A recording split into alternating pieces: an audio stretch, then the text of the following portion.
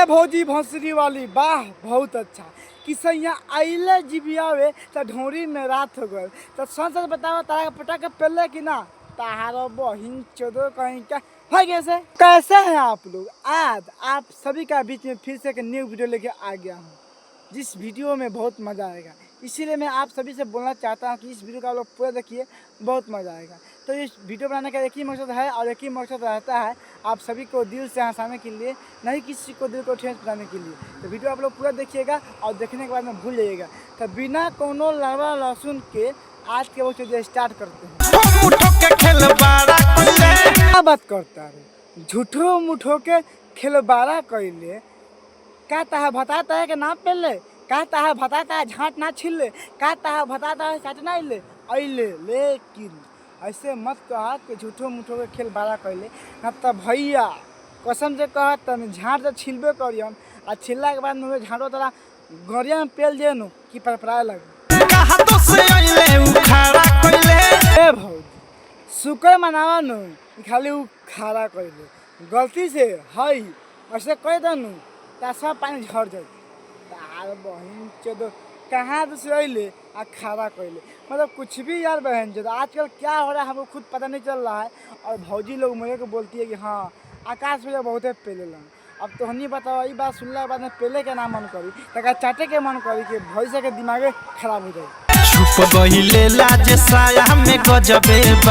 क्या कहल चाहता रू कि छुप गए साया में गजबे बात हो गए। क्या बात करते हो भौजी बहन आजकल क्या सुनना पड़ रहा है यार और क्या देखना पड़ रहा है। भौजी कैसे बोल रही है कि छुप गए साया में गजबे बात हो गया। क्या बात करती है तुम्हारा पता तुम्हारे साया में छुप गया। पक्का बहन तो बुढ़ छुछुनरा होगा चाटने के लिए गया होगा। भाभी जल्दी साया से बाहर निकालो। देखा भौजी वो तहार भात बा अगर तारा साया में छुप गए तो कोनो ना कोनो बात होई तब तारा साया में छुपले काहे कि हर मर्द हर कोनो साया में ना छुपेला। हाँ अगर तो बताए कोनो गलती कैले होई तो कौन से लड़ाई करके आयल होई तो मारा पीटी कैले होई तो गाली गलौज कैले होई ताकि तारा साया में छुप गई ये से कि कोनो हमरा के मारे ना। तो में कोनो घबराए के बात नहीं किए कोनो से गलती हो जाला। लेकिन आगे बोला और क्या होता।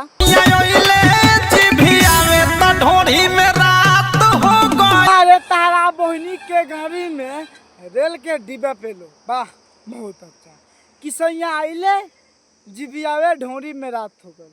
अब सुनो अब तो नहीं सुना भौजी के बक्सो दिए हम क्या कही यार अगर ज़्यादा पेल तारी तो नहीं बाद में कहबो लगन कि हाँ आकाश से पेलता फिर पेलने के बाद में यूट्यूब वाला क्या कही कि हाँ गाली बहुत देता एक एलो डॉलर कर देता बस एलो डॉलर हो जाए रुपया झाँट ना कमाए लेकिन क्या फायदा।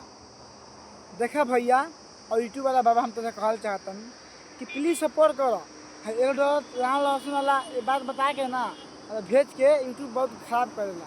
ये हम ना चाहते हैं कि हमारा चैनल पाए चाहिए हमारा बस ग्रीन डॉलर आओ पैसा कमाई खुश रहे।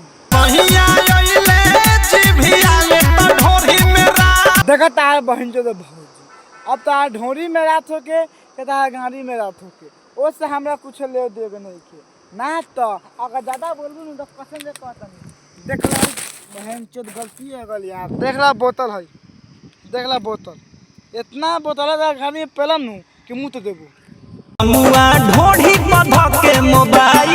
क्या कहता कि बोला मुआ ढोरी पर धक के मोबाइल रात भर आज तो बहन चोदो ता कहे के मतलब का बा ना हमरा के तू खोल के बताओ ता कहे के मतलब का बा ना कैसे भौजी भंसरी वाली एगो बुढ़िया औरत से कहतिया कि बोला मुआ ढोरी पर धक के मोबाइल ना हमरा के तू बताओ ता ढोरी पर मोबाइल धक के क्या करेला लहंगा उठा के पेल देवला का तार बहन चोदो कहीं जा आगे बोला लूडो खेले ये माई जी पटा के ना पेलेला तारा बहनी के झाड़ पर पेट्रोल डाले सुन तारा भाई लोग कैसे कहतिया कि बोला मुआ ढोरी पर धक के मोबाइल कि रात भर लूडो खेले माई जी। अब देख लो भौजी के भतार कितना बोल छुछुनरा बा बहन चोद कि भौजी के ढोरिए पर धक के मोबाइल खेले लगता।